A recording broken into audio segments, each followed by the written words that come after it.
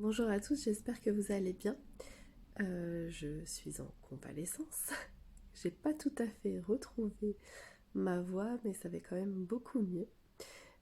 Donc je voulais vous faire une petite vidéo justement sur le sujet de la voix et plus particulièrement des complexes en fait et du pouvoir que l'on a sur soi-même. Donc ma voix, en fait, souvent on me dit depuis quelque temps qu'elle est douce, qu'elle est agréable, enfin voilà, qu'elle est appréciée, on va dire. Et en fait, il y a pas si longtemps, c'était un de mes plus gros complexes. Donc comme quoi, en fait, l'idée qu'on se fait de soi-même et des autres, elle est parfois erronée.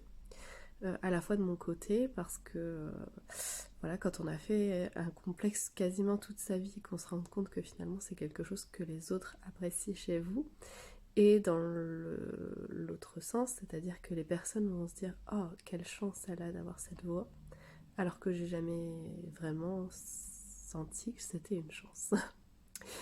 Donc voilà, comme j'étais petite, ma voix, c'était difficile de la porter.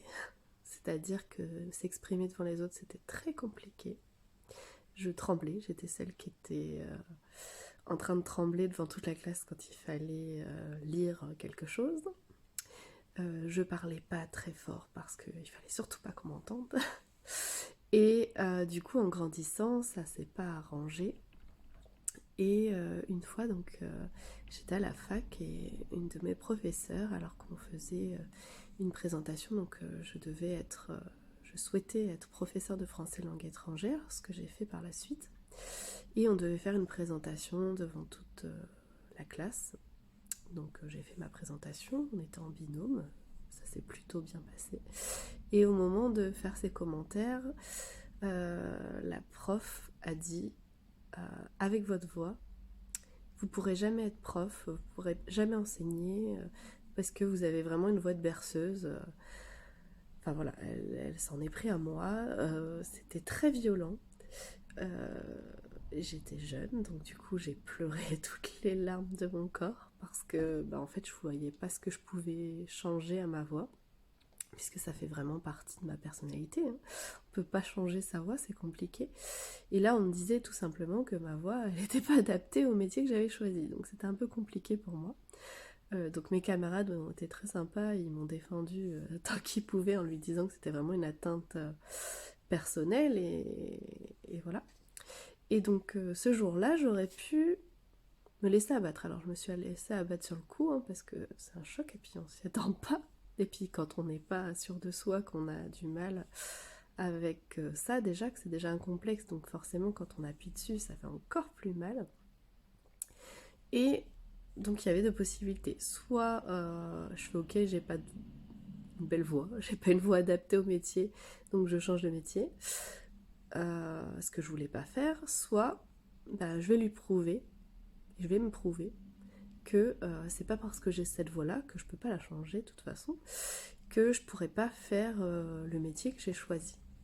Et donc en fait, ça m'a permis, ça m'a obligée quelque part à trouver les ressources nécessaires pour faire en sorte que mes élèves ne s'endorment pas pendant mes cours, et donc trouver des astuces par des jeux, par des sujets intéressants, par plein d'activités, le fait que du coup mes cours soient intéressants et que les élèves ne s'endorment pas devant mes cours. Donc voilà. Mais c'est pas pour autant que j'en ai fait une force, mais voilà, ça m'a permis de voir autrement, de proposer d'autres choses et finalement de rendre mes cours innovants et intéressants, je pense. En tout cas, c'est le retour que j'avais de mes camarades, de mes élèves et de mes collègues. Donc voilà.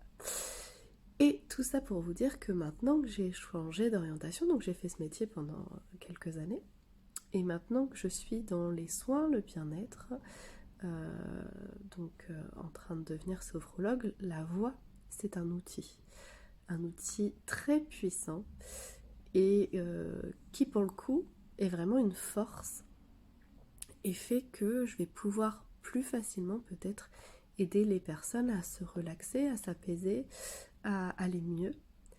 Et donc pour le coup, c'est parfaitement adapté au métier. Mais surtout, ce qui était mon complexe est devenu ma plus grande force pour mon épanouissement. Et effectivement, ma timidité, elle est toujours là, mais je sors de ma zone de confort quotidiennement et voilà, je suis devant vous aujourd'hui. Donc, le message que je voulais vous faire passer, c'est ne laissez pas les autres et le jugement des autres vous laisser abattre. Ne laissez pas ce jugement vous perturber et faites-en une force, faites-en votre plus grand pouvoir. Parce que même si c'est parfois bouleversant, même si c'est parfois difficile, ça permet de trouver, de puiser les ressources en soi et finalement d'être une meilleure version de soi-même. Donc faites-vous confiance, portez votre voix et vos complexes, faites-en des particularités et des forces. Donc voilà le message que je voulais vous passer aujourd'hui. Et surtout, prenez soin de vous en cette journée, que vous soyez une femme ou un homme. L'important, c'est de prendre soin de soi-même. Belle journée à tous.